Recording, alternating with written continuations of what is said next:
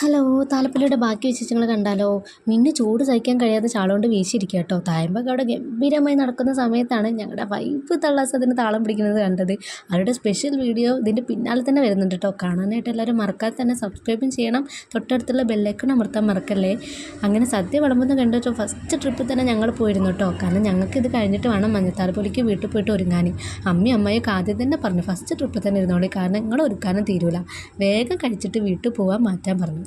അങ്ങനെ സദ്യക്കുള്ള ഓരോ വിഭവങ്ങളും അവിടെ വിളമ്പിക്കൊണ്ടിരിക്കുകയാണ്. സദ്യക്ക് അവിയൽ, കൂട്ടുകറി, അച്ചാർ, പപ്പടം, മോലൻ, കാളൻ, ഉപ്പേരി, പുളിയഞ്ചി, പായസം, മോരുകറി, സാമ്പാർ, രസം, മോര്, ഇത്രയും വിഭവങ്ങളുള്ള ഒരു അടിപൊളി സദ്യ ആയിരുന്നു കേട്ടോ. പിന്നെ പപ്പടം ഞങ്ങൾ ലാസ്റ്റ് വരെ രണ്ടാമതൊക്കെ മേടിച്ചു, കാരണം ഞങ്ങൾക്ക് പായസത്തേക്കും കൂട്ടി കഴിക്കണം. ഓലനൊക്കെ ഞങ്ങൾ രണ്ടാമതിങ്ങനെ മേടിച്ചുകൊണ്ടേ ഇരിക്കുകയായിരുന്നു. അങ്ങനെ ഞങ്ങൾ സദ്യ കഴിച്ചുകൊണ്ടിരിക്കുന്നത് അടിപൊളി സദ്യ കേട്ടോ. ഞങ്ങളുടെ എക്സ്പ്രഷൻ കണ്ടാൽ തന്നെ അറിയാം സദ്യയുടെ ടേസ്റ്റ് എത്രയാണെന്നുള്ളത്. അപ്പോൾ എല്ലാവരും മറക്കാതെ സബ്സ്ക്രൈബ് ചെയ്യണേ. ഞങ്ങൾ എന്തായാലും സദ്യ കഴിച്ചിട്ട് വരാം കേട്ടോ.